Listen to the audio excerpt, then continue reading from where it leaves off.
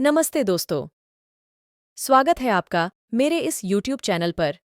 हम सब अलग-अलग भगवानों के मूर्ति रूप की पूजा करते हैं, पर महादेव ही अकेले ऐसे देवता हैं जिनकी पूजा लिंग और मूर्ति दोनों रूपों में होती है।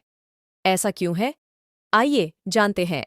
हमारे सनातन धर्म में ऐसे कई रहस्य हैं जिनको समझना बेहद दुर्लभ है और उन्हें समझने के लिए हमें पुराणों का आश्रय लेना होता है। इन सब सवालों के जवाब शिव पुराण की विद्येश्वर संहिता में मिलते हैं।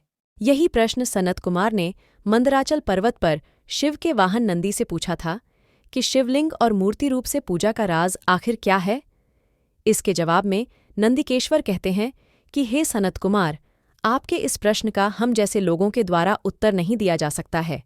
चूंकि आप शिव भक्त हैं, इसलिए इस गोपनीय विषय के बारे में मुझे जैसा शिव ने कहा है, ठीक वही मैं आपको बतलाता हूँ। हे ब्राह्मण देव, शिव के दो रूप हैं, एक सकल और एक निष्कल। दूसरे किसी भी देवता के ऐसे रूप नहीं हैं। पहले शिव अपने स्तंभ रूप से प्रकट हुए हैं, फिर साक्षात रूप से प्रकट हुए। ब्रह्मभाव शिव का निष्कल रूप है और कटमहेश्वर भव सकल रूप है। ये दोनों सिद्ध रूप हैं। शिव ही कलायुक्त और अक्ल दोनों स्वरूप में प्राप्त होते हैं। सबसे पहले शिव के ब्रह्म रूप का बोध करवाने के लिए निष्कल लिंग प्रकट हुआ है। उसे बाद साक्षात जगदीश्वर के रूप का बोध करवाने के लिए सकल रूप में प्रकट हुए। शिव का जो ईशत्व है वो मूर्ति रूप है और जो ब्रह्म रूप है वो शिवलिंग है। जो व्यक्ति अपने जीवनकाल में एक शिवलिंग की स्थापना करता है, उसे समानता की प्राप्ति हो जाती है।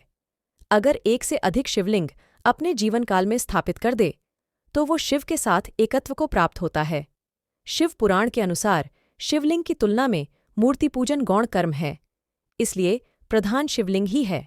अगर किसी मंदिर में शिव की मूर्ति है लेकिन लिंग नहीं है, तो वहां पूजा का पूर्ण फल नहीं मिलता है।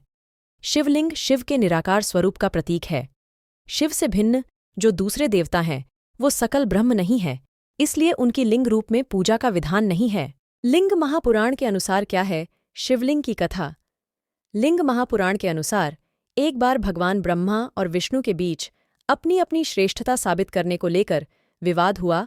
दोनों अपने आप को श्रेष्ठ बताने के लिए एक दूसरे का अपमान करने लगे।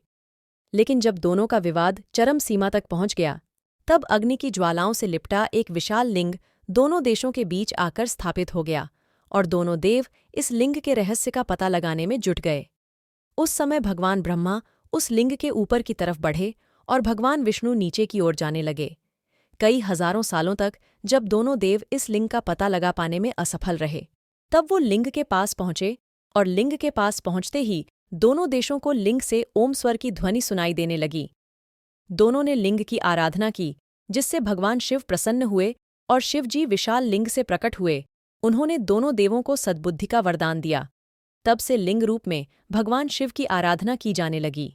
ऐसे ही और वीडियोस देखने के लिए लाइक, शेयर और सब्सक्राइब करें इस चैनल को। धन्यवाद।